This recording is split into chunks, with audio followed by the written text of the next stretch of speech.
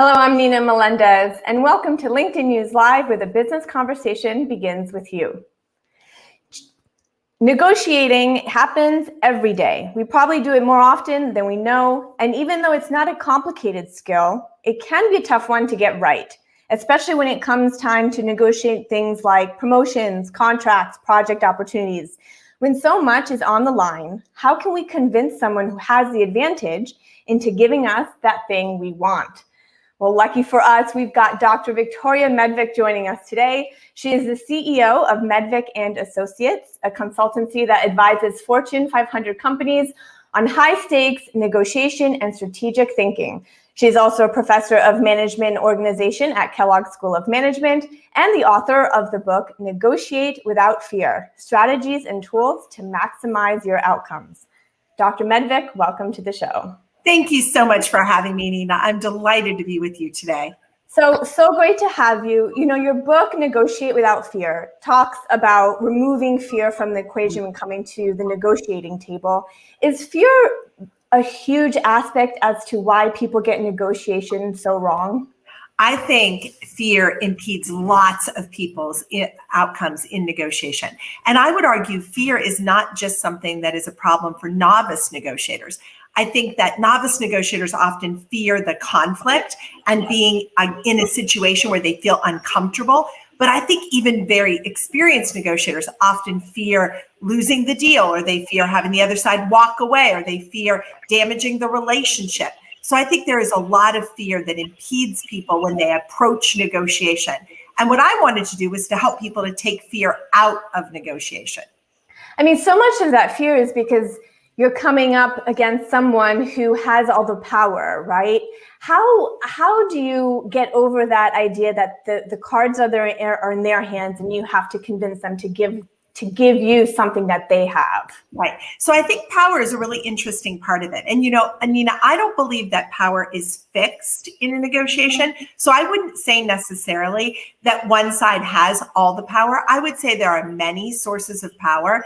Information is a critical source of power, and you can control that. You know how much you know about the other side, what their interests are, what their challenges are, what their problems are. You know how much information you have about your own side and what your opportunities are, what your differentiators are. So I would say information is one source of power. The biggest source of power, and I think this is the one you were referring to, is my best outside option, what is often referred to as my best outside alternative, or my BATNA.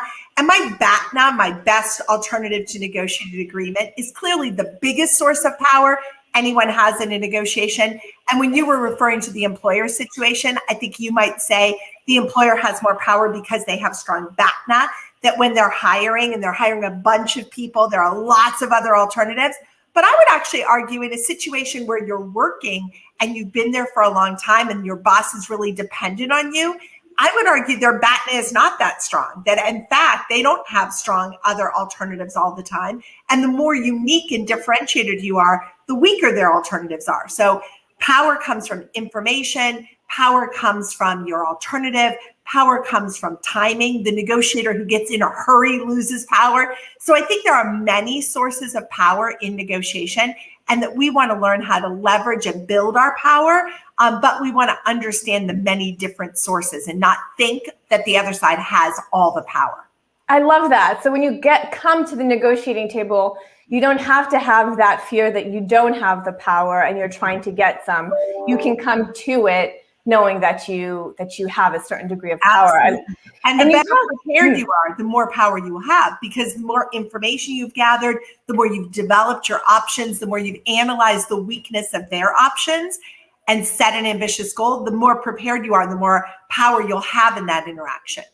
I mean, speaking of preparedness, you talk a lot about knowing what your other side wants and almost sympathizing with their perspective. Can you give us a real life example of how this is done? Sure. So I talk all the time about understanding the other side's pressing business needs. So what are the needs of the other side? And I would argue that if I'm negotiating with a customer, I want to know, what are that customer's pressing business needs? What's a problem they have right now that I can help to solve? What's a challenge they're encountering that I can help them with? So whenever I'm going into a negotiation, I want to understand the needs of the other side.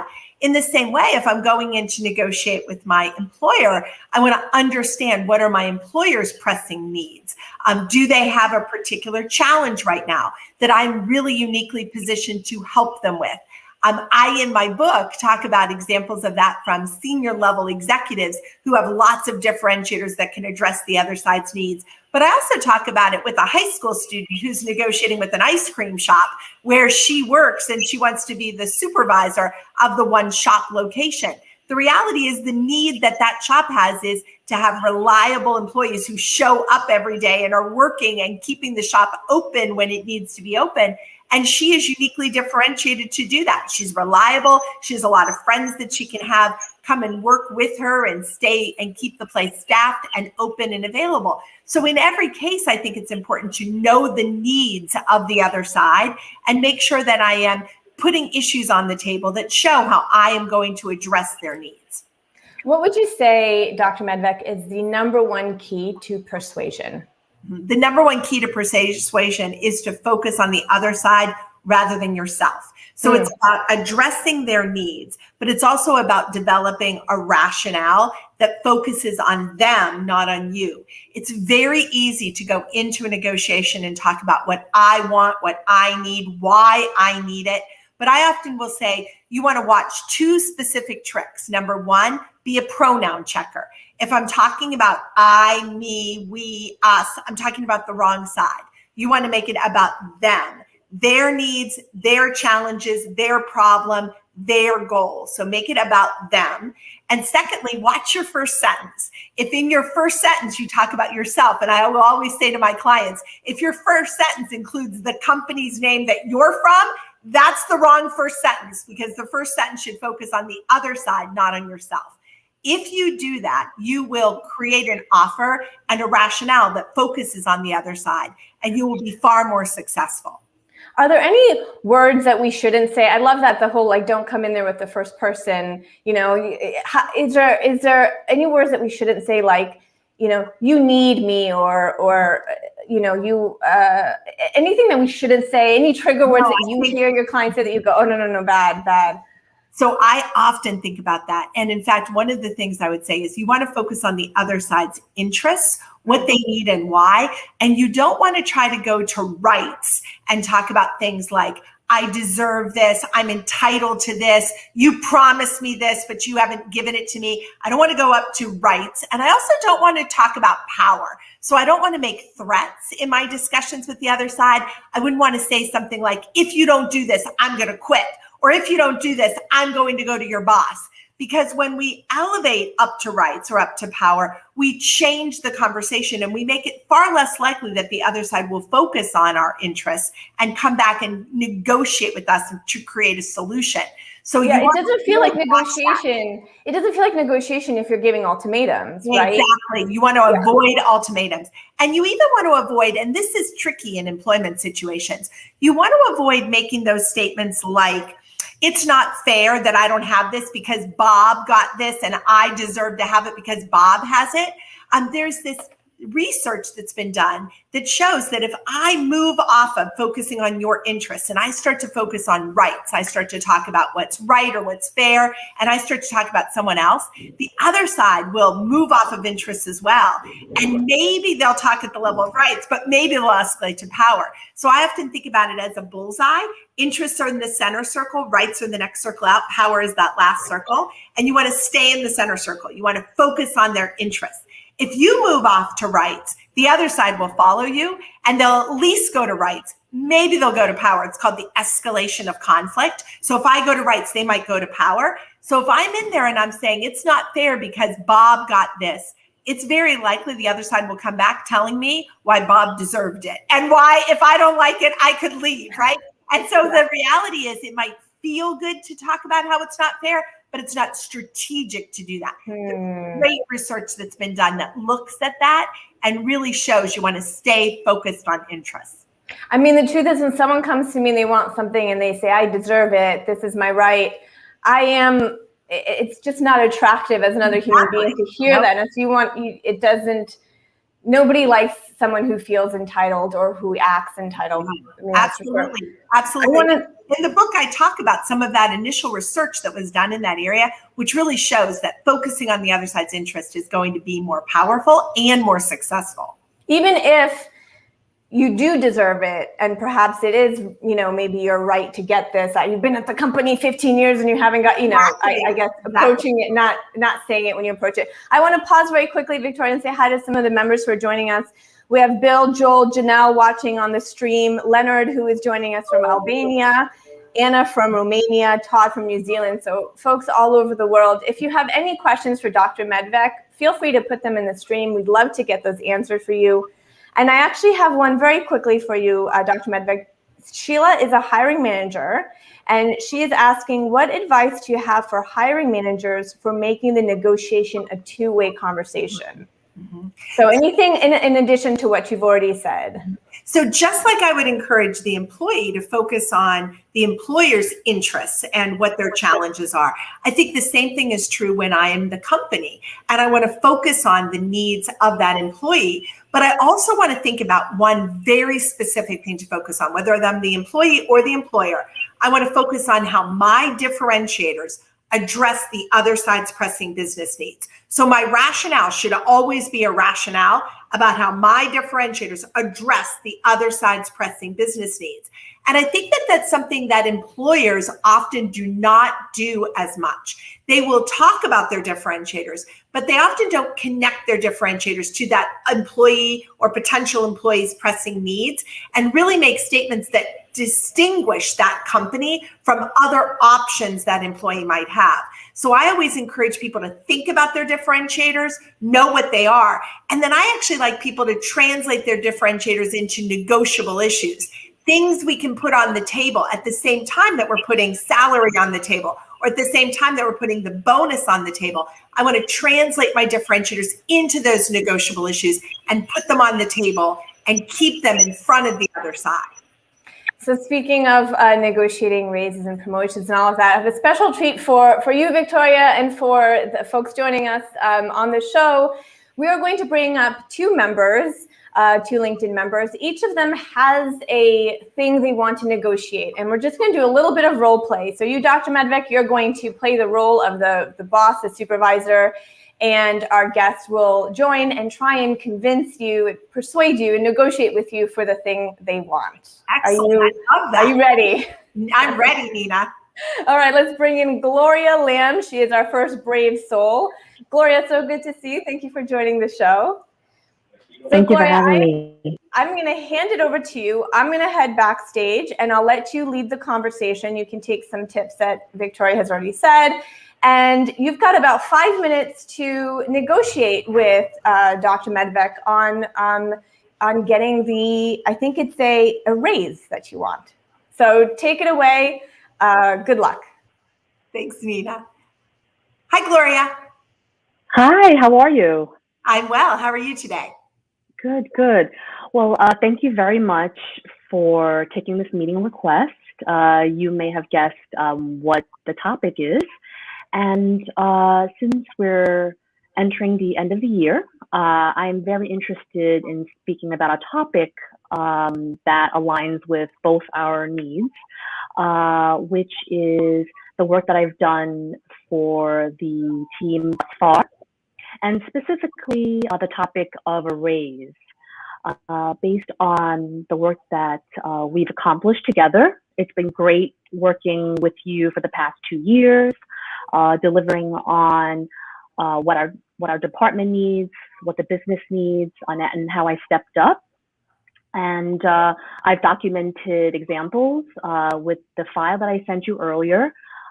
Happy to chat more about it, but I know we have about 15 minutes. I know your schedule's really packed. So based on my research on the market, speaking with some peers inside and outside of organization, talking to a few headhunters, I understand my value salary-wise would be XYZ, which is X% of what I currently earn at the organization. And so I wanted to bring this topic up with you and see if you had a chance to discuss with management. Thank you. So, Gloria, I have to say, we have been delighted with the work that you've been doing. I'm a little bit concerned, though, to hear you've been talking to some headhunters. And I'm just curious, does that mean that you're looking at some other opportunities right now? Are you thinking about leaving us? No, in fact, I really have enjoyed my time, 2 years in this organization. And last year, when I wasn't offered a pay raise, it really got me thinking, especially since I've been given excellent, quote, excellent ratings in the half-year check-ins and whatnot, and I continue to deliver against the objectives that you set and the team sets, that the head of our department sets. My intention is to stay inside this great organization. I really enjoy working with you. I really enjoy all the ties that I've built inside the organization. However, a mentor told me that it's smart to mark yourself to market once a year and really get paid what one person deserves. And so in this particular case, I thought I was paid fairly, but the information that I gathered didn't match with my current situation. So I was wondering if you would be willing to speak to HR or would be open to considering my proposal for X pay raise. So, last year certainly was a challenging year. I mean, with the pandemic and with our business falling down, we really were struggling. And so that's why you didn't get a raise last year. It had nothing to do with you. We do think you're an excellent performer. And as our analysis has highlighted, we really do appreciate your excellent performance. And we hope that in showing you that with that rating, we've really shown you how much we appreciate you. I can certainly go to HR. I will tell you, things are still a bit limited this year, because we're still coming out of the recovery and things are tight. But I certainly hear you, and I hear your desire to have a higher pay. And I will absolutely take that back to HR. I'm just curious, as you think about that, are there other things that would be valuable to you outside of the pay raise, or is it really just the pay raise that you're looking for? Thanks for asking a question. In this situation, because the organization has been great with the hybrid work model, and you've been so supportive with XYZ. In this case, it's the money that the compensation that is the core thing that matters the most. The reason is because, as I mentioned, manager, I intend to stay in this organization. I have no desire to go outside the organization, given the institutional knowledge I've built up. And again, I really enjoy working with you. I do know that in compensation, there's bands. So I know that when I was hired, HR told me that I was at X percentile of a particular band. I am open to whatever you believe is fair, whether that includes a raise, a promotion, or having a direct report. I want to work with you to find something that works for everyone. Excellent. Well, thank you. And again, we appreciate your excellent performance, and I will take that back. Thank you, Gloria. Gloria, you did so well. Hey, that was great role playing, great acting. So if this doesn't work out for you, you should go to Hollywood. and two, I mean, Dr. Medvec, you tell me, it seemed like she made a very compelling case. She used a lot of you as opposed to I, like you had suggested earlier. What did Gloria do really well in your opinion? So in my opinion, she did a couple of things really well. And the first one is that she gathered information before she went into this meeting. And as I was mentioning to you, information is a source of power. I also really liked how she talked about how she had gathered that marking yourself to the market. And she referenced it as a mentor has referenced that I should do that every year, that's a good idea, which then makes it feel like it's not at all being aggressive or saying, I'm going to leave if you don't do this. It's something that was recommended. And it sounds good that it came from a third-party recommender as opposed to just something she came up with. She also did a really nice job talking about projects we had worked on that she had been really critical to. And I thought she did a good job showing that she is instrumental to the business, that she's key to me, that she has, as she said, accrued a lot of knowledge, accrued a lot of information. So what she did, if you think about it in the words that we were using before, is she talked about her unique knowledge and weakened my sense of my best outside alternative, right? So I think that she did a really nice job with information and reducing my sense of my outside options to make it feel like she was in a good position to negotiate. That's what I think she did the best. Let's talk about now what you feel like she can work on when she does have to come to the table for the boss next time. Sure. So, and maybe Gloria's going to go do this. And so if Gloria's going to go do this, I want to give her advice that she can use today or tomorrow when she does it. So the one thing that I would say is, I don't believe you should ever go to the table and only talk about a raise. So people ask me all the time, Vicki, how do I negotiate my salary? And I always say you should never be negotiating only your salary. You should make it an employment discussion, not a salary negotiation. And I often liken it to a train. And I always think about the engine of the train. And the engine are the company's most pressing business needs. And the next car back are how my differentiators address those needs. So I think she could have talked a little bit more about her unique qualities, her unique information, her unique expertise.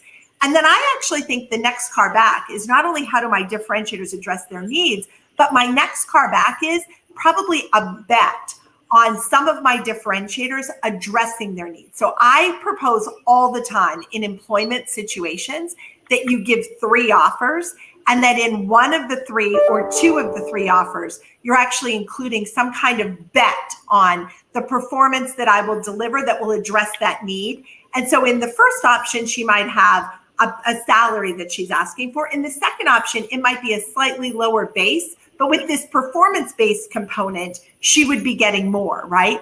And so what that does is 2 things. Number 1, it shows she is confident that she will perform and continue to deliver what is valuable to you. And number 2, it serves as a wonderful way to create a contrast effect that makes that salary she's asking for in the first or second option look really reasonable compared to what she would get if you had the salary plus this bonus. So it's a great way to actually anchor a higher number, but really focus on the need of the company. So I would recommend that.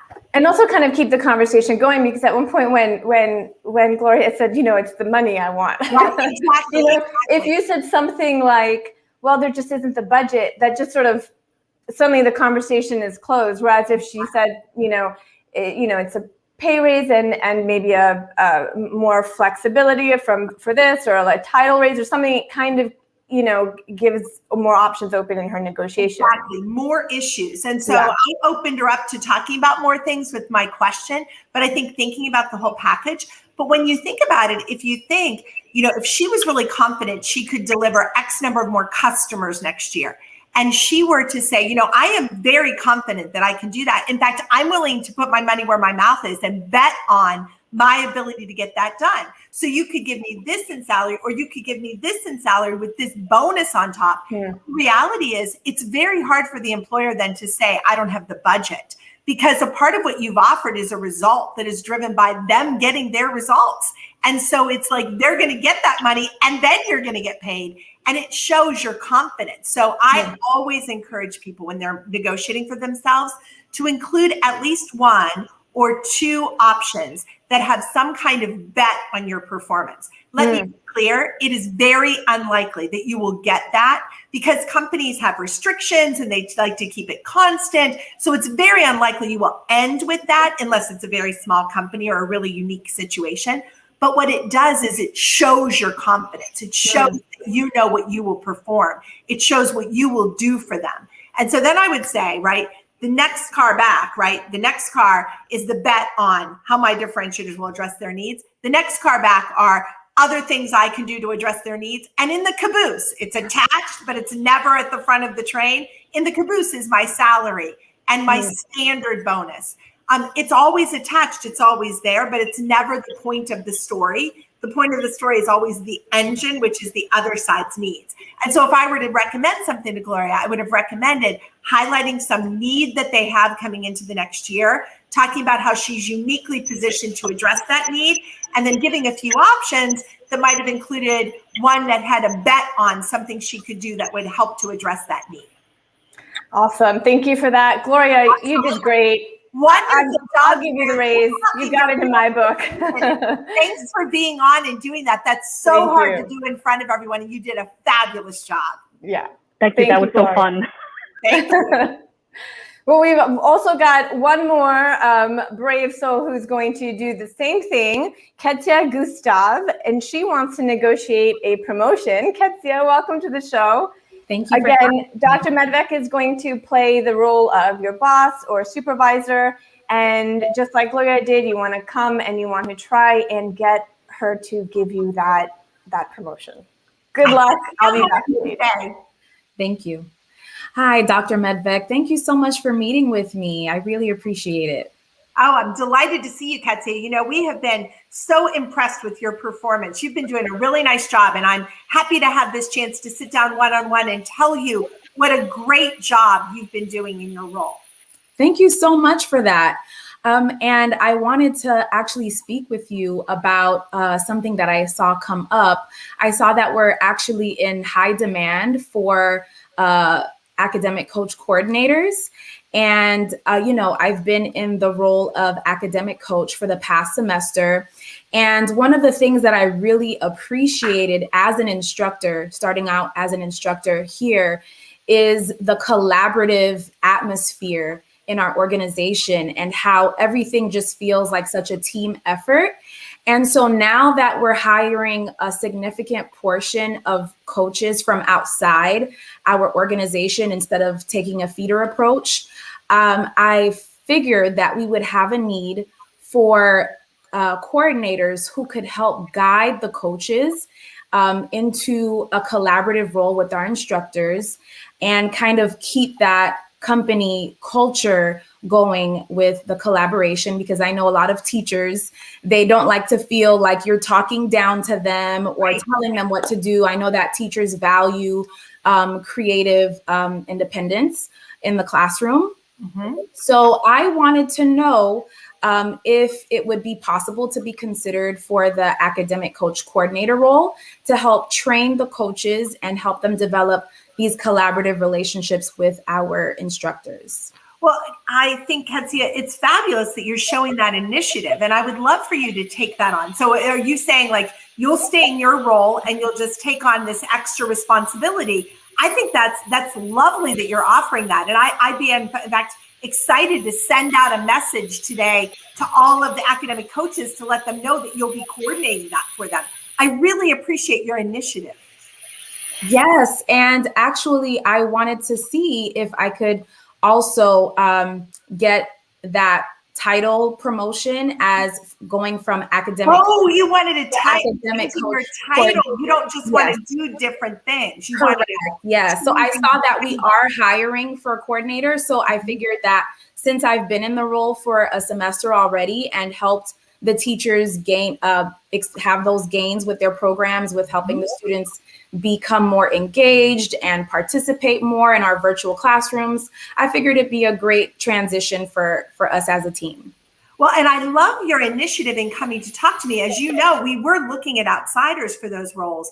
And I think that we probably hadn't thought hard enough about the fact that we might have some coaches who might want to take on that responsibility and move into that role. So you're actually asking for the role that we've posted outside, not just to add to your sense of responsibility right now. Yes, correct. Right. Well, I am excited by that. And I have to tell you that I think you make a good case for what you're uniquely positioned to do in that role, given your experience as one of the coaches and given the fact that you would know all about that role. So I think this is great. I would love to get your resume and have you formally apply, but I certainly have to tell you, I would be happy to endorse you for that role because I think it makes sense that we would have you with your experience be in the consideration set for one of those positions. Thank you so much, Dr. Medvec. I really appreciate it. Absolutely. Thank you. Ketsia, you did a great job. That was fabulous. Dr. Medvec, you gave it to her. I did. You know why I did? Because she asked. And I want to really stress this point. You know, a lot of times people do not ask for a role that's interesting to them. And I have to tell you that I think that that is much more likely with women than men. Women often don't ask. And there's lots of research that shows that. Linda Babcock did the initial research. It's been talked about many, many times. And I think that one of the things that I like to endorse is that if you want a role, you should go and ask for the role. And I always have people say, but you know, I might not be qualified. Maybe I'm not ready. I don't want to ask and get something I'm not ready for. And I have to tell you that I say all the time, if you're interested, raise your hand. Your job is to raise your hand. It's someone else's job to evaluate whether you're qualified. That's not your job. So notice I didn't give her the role. I said I would be happy to consider her in that role. I want her to apply and actually apply. And I said I would endorse that because I think it's so helpful for us to teach people, both men and women, but especially women, that if they're interested, they should raise their hand and put their name in the consideration set. So often people don't do that. They sit and wait and they don't ask.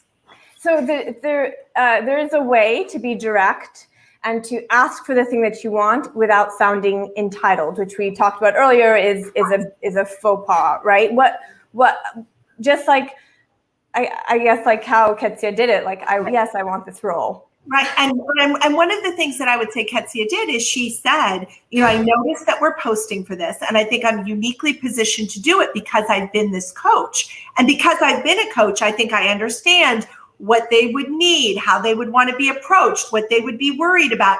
And so I thought that she did a fantastic job highlighting some of her differentiators as she asked for that role and said, I'm interested, I want to be considered.